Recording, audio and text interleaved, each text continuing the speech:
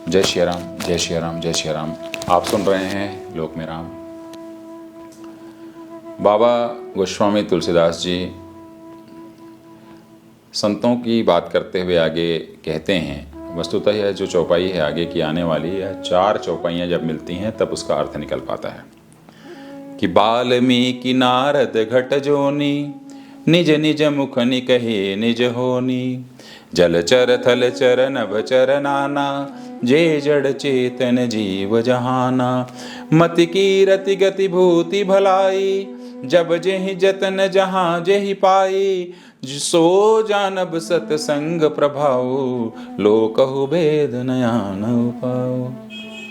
तो संतों के चरण धूलि को पाने पे, उनकी धारा में स्नान करने से जब कौवा कोयल बन जाता है और बगुला हंस बन जाता है, तो इसका प्रमाण कौन देगा? तो इसका प्रमाण दे रहे हैं वाल्मीकि जी।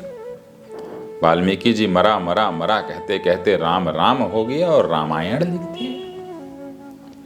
नारद जी सिर्फ श्री हरिचरण में लगे रहे और लोगों को सत्संग कराते रहे, करते रहे। उनके सत्संग के परिणाम से देख लीजिए, मानस के अंदर में जयंत को जो है मृत्यु से छूट मिल गई, एक आंख मात्र देना पड़ा।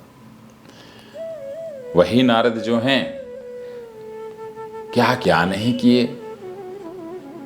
राम के नाम को इस पूरे विश्व में उजागर करने के लिए भगवान राम से ही वरदान मांग लिए। ये सत्संग का प्रभाव है।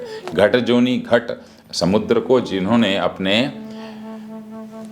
पेट में ले आया पी करके, अगस्त्य ऋषि, कुंभज ऋषि जिसे कहा गया, अगस्त्य जी ने उस सत्संग के प्रभाव से ही देखिए दक्षिण के पूरे क्षेत्रों में अपना शासन स्थापित किया। किस तरीके से ऋषि मुनियों के प्रभाव को उन्होंने आगे बढ़ाया। तो निज निज मुख से, स्वयं के अपने अपने मुखों से ये सारी चीज़ें हुई हैं। लोग पढ़ते हैं, लोग समझते हैं, और इसको पढ़िए अपने मुख से जा करके, समझ करके, ये कह रहा है।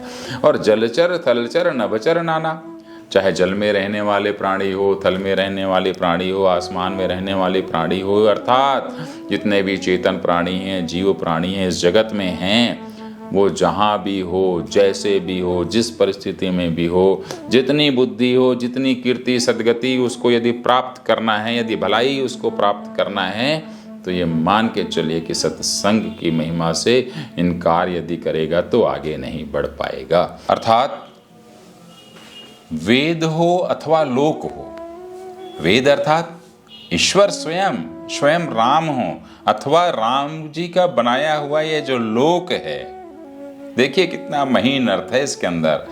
वहाँ पर यदि आपको आगे बढ़ना है तो सत्संग के माध्यम से ही आगे बढ़ सकते हो। ईश्वर को प्राप्त करने का दूसरा कोई भी उपाय नहीं है। ये इन्होंने यहाँ पर स्टैम्प पेपर में लिख करके दे दिया है साहब। इतना ही है, आगे फिर चौपाई में हम आपसे मिलेंगे। जय श्री राम। लोक में राम मिलेंगे।